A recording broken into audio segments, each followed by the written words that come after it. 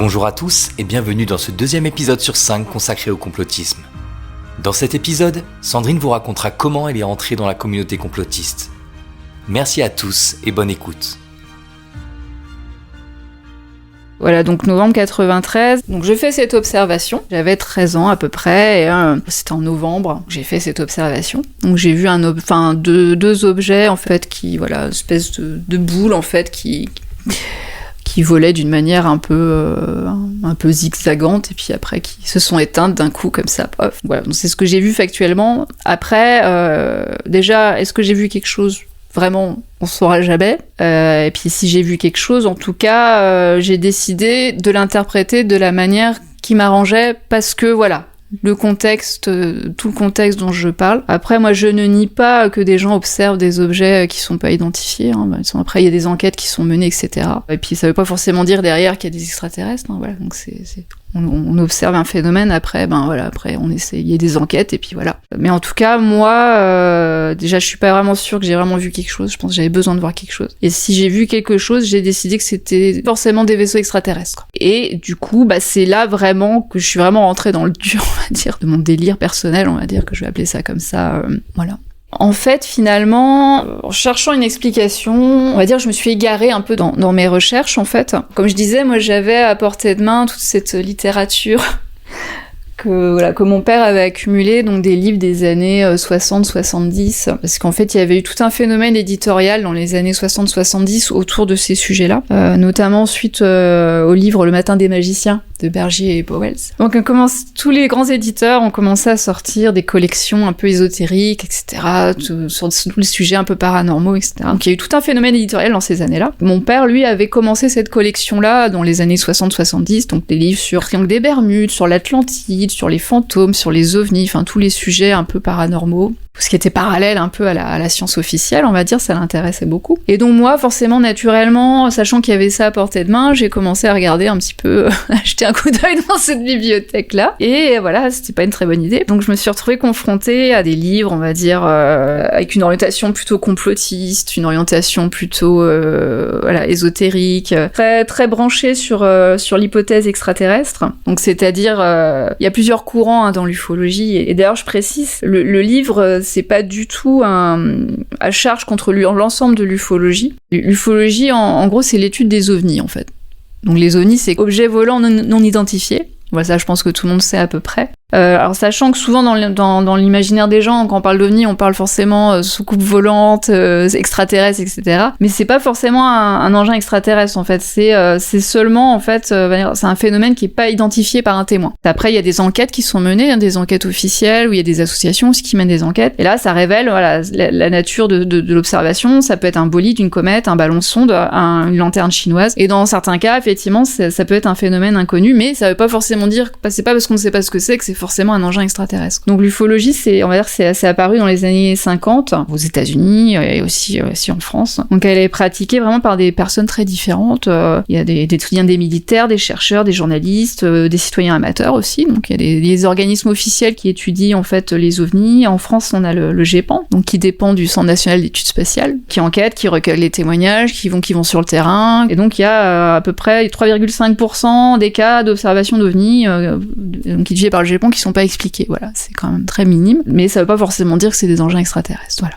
Le lien entre ovni et alien, en fait, il s'est construit vraiment au fil du temps, dans l'imaginaire collectif, on va dire, mais il y a pas le lien officiel à ce jour, quoi. Donc le milieu de l'ufologie, finalement, il est très contrasté. Donc c'est un milieu dans lequel il y a pas mal de débats, des théories différentes, des courants, des différents courants aussi. Donc il y a des gens, on va dire, des gens sérieux qui étudient le phénomène, et puis à côté de ça, c'est greffé en fait au fil du temps des personnes en fait qui ont un peu utilisé les ovnis finalement comme tremplin pour vendre un peu une vision du monde, on va dire un peu ce que j'appelle moisi, moi un petit peu. Donc voilà, ça s'est développé ça petit à petit. Il y a plusieurs courants dans l'ufologie avec des approches différentes. Donc il y a l'approche scientifique dont je parlais, voilà, donc qui étudie le phénomène, on va dire de manière neutre, en menant des enquêtes, etc. Sans partir du postulat que c'est ceci ou cela. Ensuite il y a l'hypothèse extraterrestre Voilà, ça c'est une approche aussi, donc qui défend l'idée que les ovnis sont la manifestation d'une intelligence extraterrestre. Et à côté de ça, il y a une autre approche qui est l'approche, on va dire, conspirationniste, qui part du postulat que les ovnis sont la manifestation d'une intelligence extraterrestre, mais qu'au-delà de ça, on nous cache cette vérité, elle est déjà connue, ils sont déjà parmi nous. Donc là, c'est le palier, on va dire, c'est encore un autre palier. Et on va dire que c'est plutôt là, dans cette dernière que je suis tombée, moi. Et c'est cette approche, qu'on va dire, conspirationniste de l'ufologie, s'est développée vraiment, elle a explosé dans les années 90. Donc là, au moment où moi, j'étais adolescente et que j'ai découvert le sujet.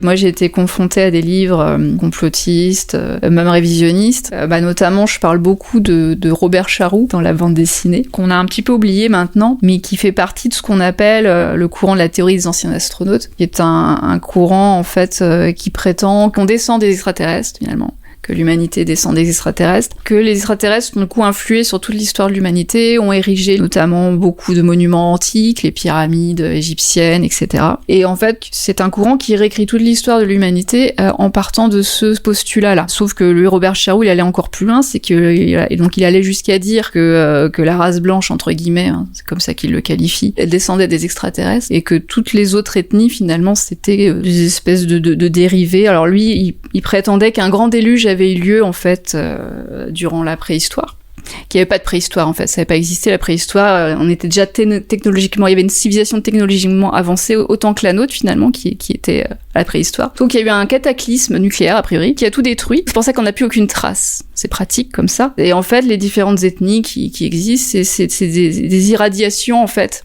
de la race originelle. Enfin vous voyez un peu voilà. Donc on peut dire, là on commence à comprendre que c'est assez dangereux. Voilà, donc moi, en fait, j'ai commencé à lire ce genre de livre. Alors, sachant que Robert Charroux était édité chez Robert Laffont à l'époque, c'était pas des trucs, c'était chez des grands éditeurs, quoi. C'est ça qu'il y a dans le livre, quoi. C'est quand même hallucinant. Donc voilà. Donc moi, j'ai commencé à tomber sur ce genre de lecture-là. En m'intéressant aux ovnis, j'ai eu accès, finalement, à toutes ces littératures un peu chelou, on va dire, des années 60-70. Et donc, du coup, petit à petit, je suis rentrée dans une espèce comme ça d'univers parallèle. Dans lequel, en fait, où j'ai commencé à me dire que, voilà, que l'histoire telle qu'on nous l'enseignait, en fait, elle était fausse. Et d'ailleurs, Robert Charroux le disait, hein, l'histoire avait été falsifiée. Donc, ça avait été falsifié de manière, des gens avaient falsifié l'histoire, connaissaient la vérité, mais ils ont falsifié l'histoire, en fait. Donc, là commence à arriver le côté complot, en fait, l'espèce de complot pour cacher la vérité sur la véritable nature, origine de l'humanité, etc. Et donc, de petit à petit, moi, je suis rentrée dans cette configuration de pensée parce que moi, forcément, pour moi, tout était vrai, hein. Et en fait, comme j'explique, c'est des gens qui ont une façon d'écrire, qui ont qui nous emmènent dans un récit comme ça qui fait que ça a l'air crédible à la base. En fait, ils assènent comme ça un tas de soi-disant preuves comme ça les unes après les autres, qui fait qu'au bout d'un moment, on est complètement, surtout moi qui avait pas de connaissances sur ces sujets-là, en fait, on a l'impression que le type s'y connaît en fait. Ça paraît crédible quand on le lit, quoi. Donc effectivement, non, moi j'ai commencé vraiment à vraiment j'y croyais, quoi. Je me dis ça y est, oui, effectivement, on essaie de nous cacher la vérité. En fait, c'est la vraie histoire de l'humanité, c'est celle-là, en fait. Du coup, dans ma tête, il y avait un vaste complot, donc de tout le monde finalement. Alors les scientifiques, ce que j'appelais les scientifiques, ça veut rien dire, mais c'est-à-dire les archéologues, les historiens, un complot des médias aussi, parce que voilà, tout le monde savait la vérité dans ma tête. Et puis forcément le gouvernement, l'armée, enfin voilà, tout ce que vous voulez. Voilà, donc moi j'étais rentrée dans cette configuration-là.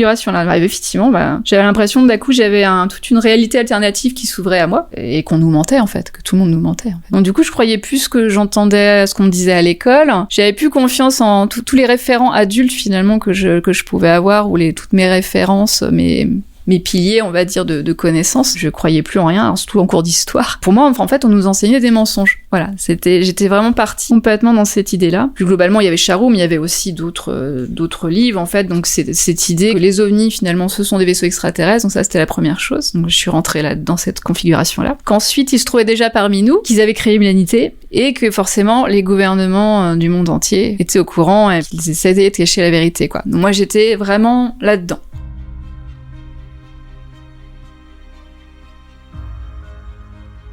Donc j'étais dans toute cette partie un peu, on va dire, complotiste révisionniste de l'histoire, dans laquelle finalement les extraterrestres était à la base de tout et tout était expliqué de cette façon-là. Mais il y a aussi une partie aussi dans mon histoire qui est, on va dire, un peu plus mystique. Il y a un peu les deux pans, en fait, dans ce côté obscur de l'ufologie que j'ai décrit. Il y a la partie, effectivement, complotiste, etc. Il y a aussi une partie très mystique, ésotérique, qui veut dire qu'il y a un peu héritière, un peu du spiritisme du 19e siècle, dans lequel, en fait, des personnes, donc, prétendent qu'elles ont été enlevées par des extraterrestres. Donc ça, on appelle ça les abductés. Mais, parmi les abductés, il y a une catégorie de gens un peu à part qui s'appelle les contactés. Donc souvent, ce sont des personnes qui racontent avoir été enlevées par des extraterrestres, mais au-delà de ça, en fait, qui reçoivent par la suite des messages. C'est un peu comme ce qu'on a à la rencontre du troisième type, finalement, pour servir un peu d'intermédiaire entre l'humanité et les extraterrestres. Donc souvent, c'est des trucs très hippies, très voilà, donc il faut prévenir l'humanité, qu'elle court à sa perte, qu'elle est en train de détruire sa planète. Enfin voilà, c'est toujours des messages très wouhou. C'est souvent un peu ça. Et parfois, il y a un côté un peu apocalyptique dans le sens où, voilà, la fin du monde arrive et il faut prévenir l'humanité du danger qu'elle court. Et forcément, certains finissent par devenir des gourous en disant, bah voilà, il faut écouter ma parole. Si vous me suivez, vous allez vous échapper à ça. Enfin, voilà. Donc, bah, c'est le cas de Raël, notamment. Voilà. Enfin, c'est peut-être le contacté le plus connu, c'est Raël. Alors, Raël, c'est le gourou d'une secte qui s'appelle le mouvement raélien, qui est apparu dans les années 70. Et justement, Raël, lui faisait partie un peu de ce courant un peu décontacté. Il y a eu quelques contactés, en fait. Il y en a eu aux États-Unis dans les années 50, mais il y en a aussi eu en France, et notamment dans les années 70. Donc, Raël, donc, prétendait avoir été enlevé par des extraterrestres, voilà. Il l'aurait emmené sur sa planète, voilà. Il prétend avoir été enlevé plusieurs fois, d'ailleurs, qu'ils l'ont emmené sur sa planète, il y a rencontré Jésus, Mahomet, Bouddha. Ils lui ont transmis, en fait, un message, comme quoi il devait construire une ambassade, justement en prévision un petit peu de la catastrophe à venir, etc. Et petit à petit, Raël, il a commencé à rallier de plus en plus de gens, en fait. Mais il n'a pas été le seul, donc il y avait pas mal de livres qui sont sortis dans toutes ces années-là, de gens qui racontaient avoir été enlevés par des extraterrestres, qu'ils les a emmenés sur leur planète, qu'ils avaient un message à délivrer, etc. Et ça a donné lieu à plusieurs cultes, comme ça, des cultes autour des extraterrestres, etc. Voilà, dont Raël est le plus, on va dire, le plus, peut-être celui qui est le plus prospéré dans le temps, parce qu'il est toujours là.